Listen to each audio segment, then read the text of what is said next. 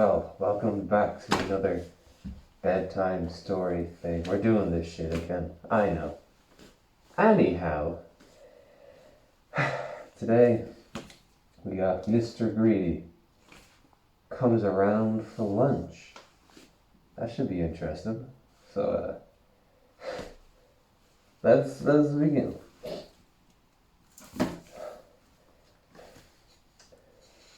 You see it? You see the picture? Okay.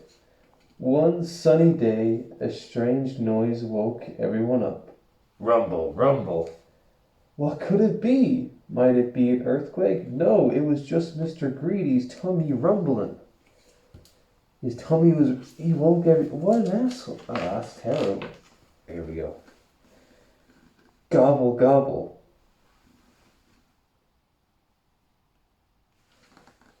Slurp, slurp.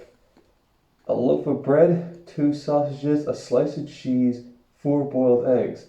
Just a little breakfast to keep me going, said Mr. Greedy, finishing up the very last few crumbs on the table. Never mind, I can have a big lunch to make up for it.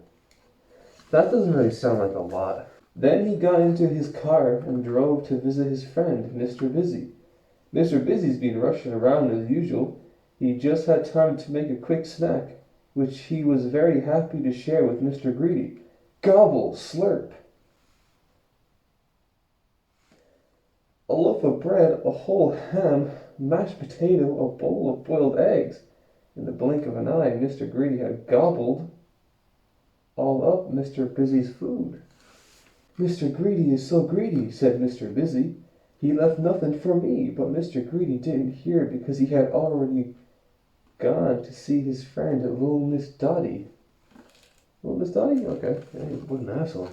Do come in, said little Miss Dotty. I just cooked a chicken. Let's have an early lunch. Gobble! Slurp.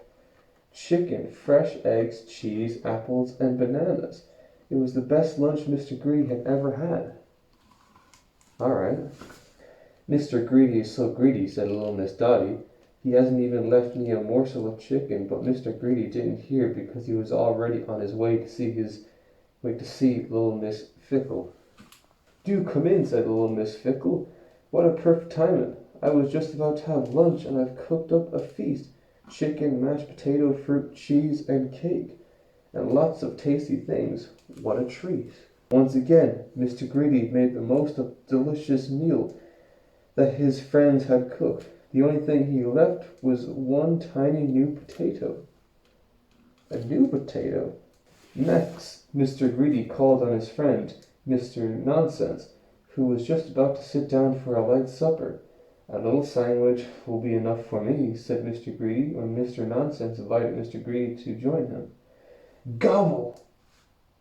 Slurp. Mr. Greedy ate an ice cream sandwich, a sausage salad, wow, jam soup, a carrot milkshake, and banana and mustard.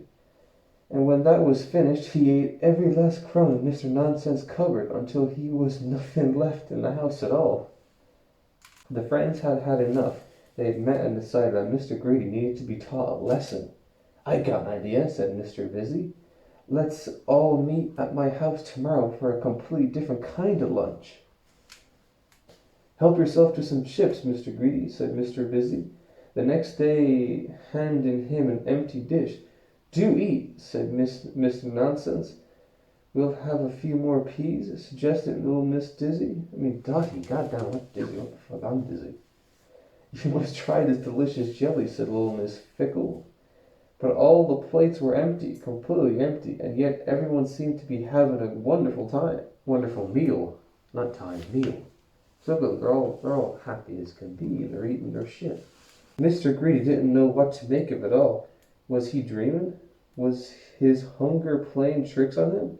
Confused, he pretended to eat, just like the others, and at the end of the invisible meal, he thanked Mr. Busy for the delicious food and went back home. I do feel a little peckish, said Mr. Greedy when he arrived home. He rushed into the kitchen, went straight to the biscuit tin, but there was no biscuits left, just one little crumb.